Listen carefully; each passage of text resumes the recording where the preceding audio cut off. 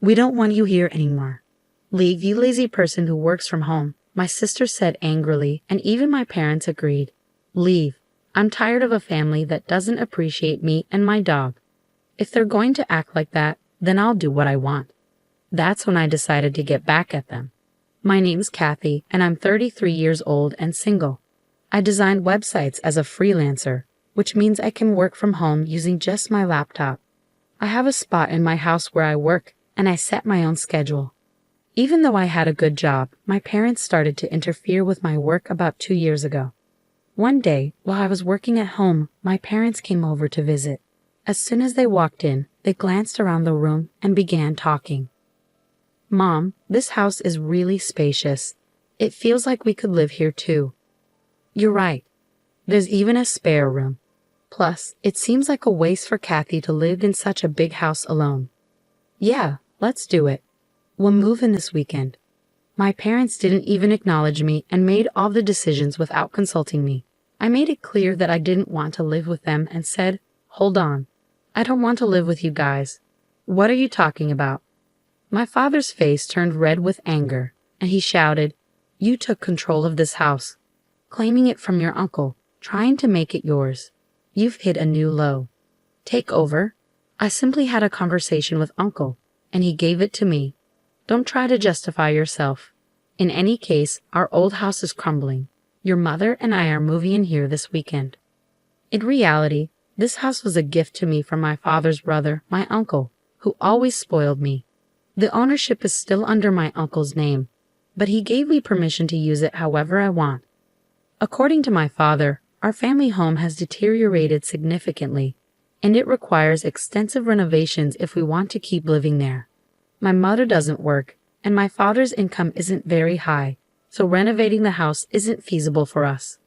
That's why they targeted the house I inherited from my uncle. I wasn't happy about it, but my parents had made up their minds to sell their own house and said they had nowhere else to go. I couldn't leave them stranded, so I reluctantly agreed to live with them. But as soon as they moved in, my parents started making sarcastic remarks. "Hey, Kathy, you're in your 30s already, right? Don't you think about settling down and getting married?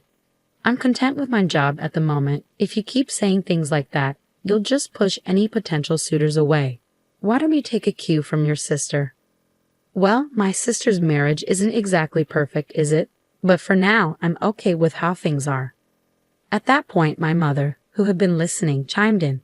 "Hey, don't speak ill of your sister like that. Unlike you, she's married and has a job at a company you know. I may not be married, but I'm doing just fine with my work too. You're always glued to your computer. Are you earning money through some sketchy methods?" Sketchy methods? I earn my living through honest work. There's no need to be concerned. How dare you talk back to your mother? You're nothing like your sister.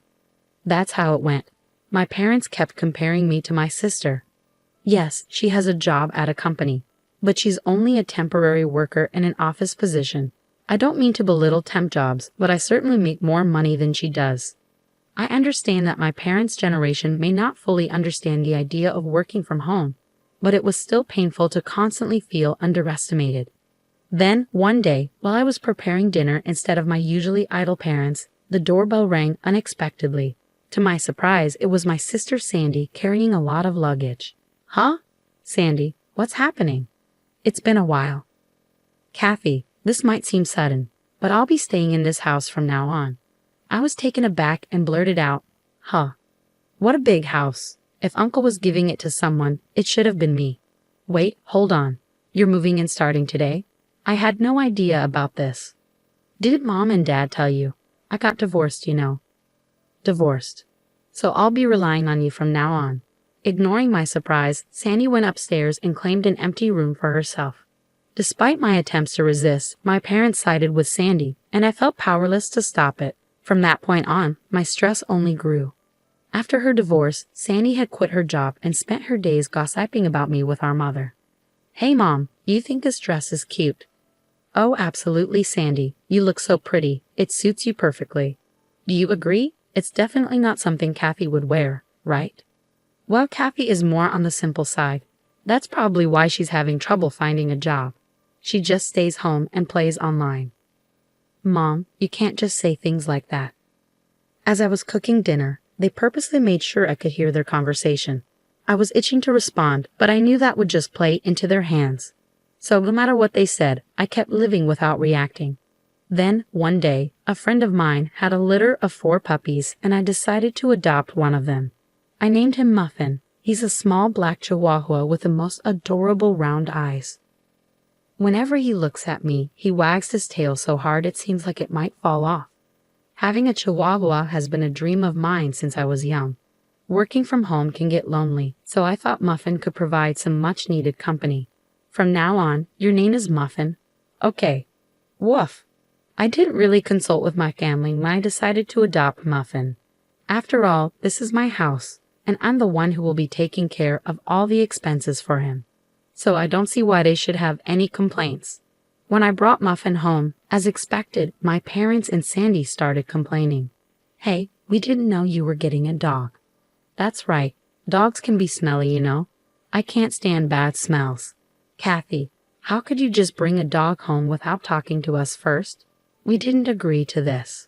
As they kept complaining, I firmly told them, firstly, I didn't just pick him up off the street. A friend gave him to me. Plus, I'm the one who's going to take care of all the expenses for Muffin, so there shouldn't be any problem. What I choose to have in my house is my business. If you have any complaints, you're welcome to leave. At first, they complained loudly, their faces red with anger. But within a few hours, they were completely won over by Muffin's cuteness and began showering him with affection. Aren't you just adorable? Are you mommy's boy or daddy's? Or maybe sis, look this way, sweetheart. Wait a minute, what happened to their anger from just a moment ago? Was it all just a dream? My entire family became completely enamored with Muffin. From then on, they were always doting on him. Because of this, their animosity toward me decreased, and I could enjoy relatively peaceful days. Then, one day, an incident shattered this calmness. While I was out running an errand, I got a call from my sister Sandy. Hello, come back home immediately. In response to my sister's sudden outburst, I asked what was wrong. She vented her frustration, yelling at me, "It's not what happened. Muffin made a mess on my clothes. What if they smell? Oh, just wash them quickly, and they'll be fine. Besides, isn't it your fault for leaving your clothes on the floor?" What? It's my fault? It's your lack of training, Muffin. That's to blame. Enough. Muffin is still a puppy, you know. If you take him out for a walk, he won't make a mess at home. You said you were excited to walk Muffin today. Did you actually take him? Well, I was planning to take him later, and it's all because you didn't train him properly. Then you should compensate me for the clothes. As expected, when I arrived home, my sister was furious. Both my parents had been alerted, and they stood beside Sandy, glaring at me. Sandy tossed the dirty clothes at me and started yelling again. I'm going to make you pay for the cleaning, got it? Why should I? It's your fault for not taking him for a walk and leaving your clothes on the floor. Shut up. Stop arguing back. This only happened because you brought this stupid dog home. What are you going to do about it? Calling him a stupid dog? You were fond of him before. Isn't it harsh to label him that just because he had a small accident? It's your fault for not training him properly. Take responsibility. Why can't my family think beyond their own convenience?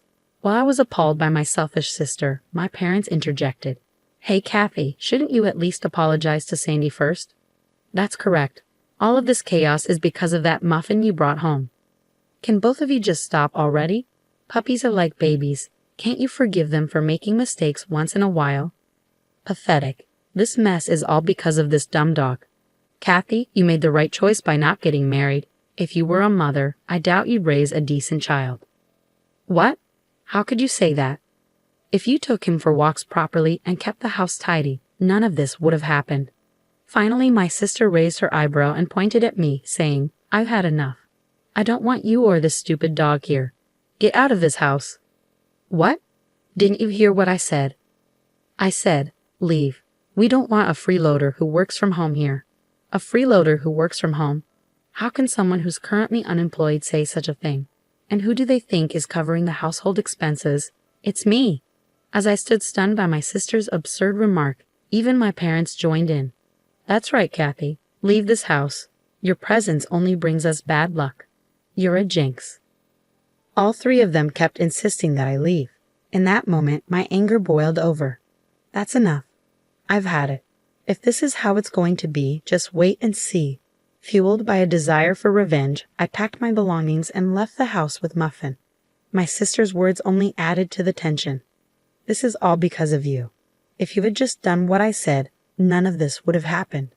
They still didn't grasp the severity of their situation, even though consequences awaited them. But I didn't care. Let them deal with it on their own. Hiding my smirk, I left the house with Muffin. As expected, a few days later, my sister called in a panic. Kathy, please help. Something's wrong with the house. What's going on with the house all of a sudden? We were given until the end of this month to leave. So what's the issue? What do you mean? What's the issue? Why are we being told to leave? Well, I've made the decision to sell the house. What? At my words, Sandy seemed to freeze, her voice trembling. She barely managed to speak. What? What does that mean? You've decided to sell it. You don't have the authority. Well, actually, I do. You see, that house became mine a month ago. What? Yes, I officially inherited the house from my uncle. And yes, the title is in my name. It's no wonder Sandy was shocked. I hadn't mentioned this to anyone. You're joking, right? Even if Uncle transferred the title to you, you can't just sell it like that. I was concerned too, but right after you told me to leave, I spoke with Uncle. He confirmed that the house is now yours, Kathy. He said, do whatever you want. You should get away from that awful family as soon as you can. What? That can't be. Whether they had been listening to my conversation with Sandy on speakerphone or not, my parents began to protest. Kathy, stop this nonsense. We have nowhere else to go if we leave this house. That's correct. It's unthinkable to treat your own family like this. If you're a good daughter, show some respect to your parents. Respect? I questioned them quietly. What are you talking about? You've always favored Sandy over me. Who do you think has been supporting your lives for the past few years? You all had nowhere to go, so I reluctantly let you move in with me. With an unusually firm tone, my parents were left speechless. Without waiting for a response, I continued. Who treated me and Muffin like burdens and kicked us out? It was all of you, wasn't it? Trying to find happiness by forcing out the original resident is shameless. You people belong in hell. At my outburst, my father pleaded, please help us. We're sorry. I don't care. Figure it out on your own, you fools. With that, I hung up the phone with a loud click. Then, I blocked every family member's contacts. Seeing me raise my voice, Muffin looked up at me with a worried bark. I'm sorry, Muffin, for shouting. It's okay now. I'll protect you. I'm really glad I could rescue you from that family that treated you so poorly. Later on, it seems my parents and sister were forced to leave the house at the last minute despite their desperate attempts to cling to it. With my father's meager income and my unemployed mother and sister, it's unlikely they can lead a decent life. Rumor has it that my sister is constantly being pressured by my parents to find a job. Their family dynamics seem to be deteriorating by the day. Although I have no interest in how they're doing, it's clear that their living situation has worsened since I left. It's a classic case of getting what they deserve. They brought it upon themselves. Meanwhile, I'm enjoying my days filled with joy with my beloved dog in a new pet-friendly apartment. I can work whenever I please, and there's no one to complain about it anymore. I can use my earnings solely for myself and my dog. I'm incredibly content with my life now. Muffin, let's head to the dog park today. Woof. Muffin seems more lively. Maybe it's because that noisy family is gone. From now on, I want to protect Muffin for the rest of our lives and lead a peaceful existence.